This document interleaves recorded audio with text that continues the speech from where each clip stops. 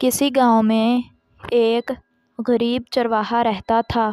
وہ روزانہ اپنی چند بکریوں کو لے کر جنگل چلا جاتا تھا، جہاں اس کی بکریاں چرتی رہتی تھیں۔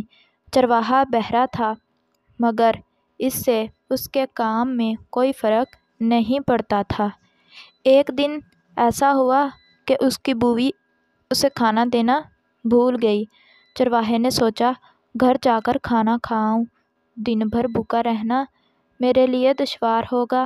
اتنے میں اس نے دیکھا کہ ایک گھسیارا یعنی گھاس کاٹنے والا گھاس کاٹنے آیا ہے۔ چرواہا اس کے پاس گیا اور کہا، بھائی تم ذرا میری بکریوں کا خیال رکھنا، میں گاؤں جا کر کھانا لے آؤں، میری بیوی آج کھانا دینا بھول گئی ہے۔ اتفاق سے گھاس کاٹنے والا بھی بہرا تھا، وہ ایک لفظ بھی نہ سن سکا، الٹا بولا، میں تم کو اپنی گھاس کیوں دوں؟ یہ تو میں اپنے جانوروں کے لیے کاٹ رہا ہوں۔ میرے پاس ایک گائے اور 2 بھیڑیں ہیں جن کے لیے مجھے دور دور سے گھاس لانی پڑتی ہے۔ نہیں نہیں، میرا پیچھا چھوڑ دو، میں تمہاری طرح کے لوگوں سے دور ہی رہنا چاہتا ہوں جو دوسروں کی چیزیں ہتھیا لیتے ہیں۔ چرواہا اس کی بات نہ سن سکا، بولا، شکریہ میرے دوست، تم نے مجھ پر بڑا احسان کیا ہے، میں جلد آ جاؤں گا۔ یہ کہہ کر وہ وہاں سے چلا گیا۔ گھر پہنچ کر اس نے دیکھا کہ اس کی بیوی بخار میں مبتلا ہے اور پڑوسن اس کے پاس ہی بیٹھی ہے۔ چرواہے نے کھانا کھایا اور واپس جنگل میں اپنی بکریوں کے پاس پہنچ گیا۔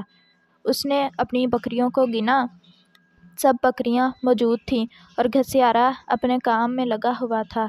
چرواہے نے سوچا، یہ گھسیارا کتنا ایماندار ہے، میری بکریوں کی نگرانی کرتا رہا مگر شکریہ کا بھی خواہش مند نہیں، لنگڑی بکری اسے دے دینی چاہیے۔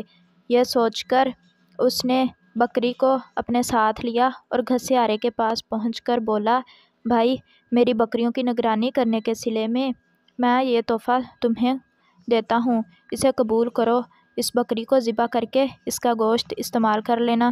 گھسیارا ایک لفظ نہ سن سکا اور چرواہے سے کہا، مجھے نہیں معلوم تمہاری غیر حاضری میں کیا ہوا، تمہاری بکری کی ٹانگ ٹوٹ گئی تو اس کا ذمہ دار میں نہیں ہوں، میں تو گھاس کاٹ رہا تھا، جاؤ ورنہ میں تمہیں مار دوں گا۔ چرواہا بیچارہ سمجھ نہ سکا کہ یہ ناراض کیوں ہو رہا ہے۔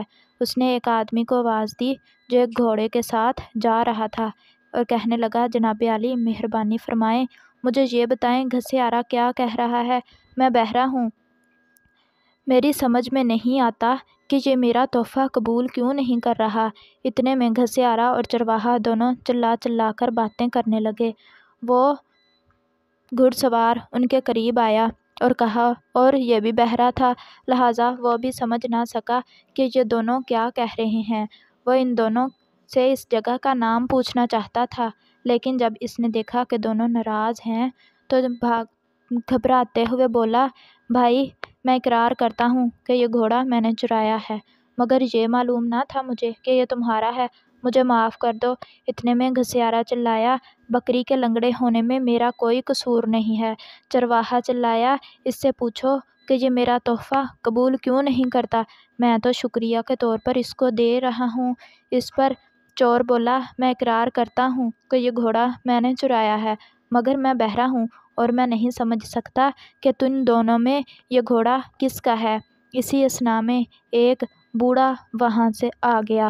گھسیارا بولا، محترم بزرگ، میں بہرا ہوں، اس لیے میں نہیں سمجھ سکتا کہ یہ دونوں کیا کہہ رہے ہیں، مہربانی کر کے آپ بتائیے کہ یہ کیوں چلا رہے ہیں۔ دلچسپ بات یہ ہوئی کہ وہ بوڑھا گونگا تھا، لہٰذا وہ انہیں کوئی جواب نہیں دے سکتا تھا۔ بہرحال وہ ان کی طرف گیا، ان کی طرف دیکھنے لگا۔ اس وقت تینوں بہرے خاموش ہو چکے تھے۔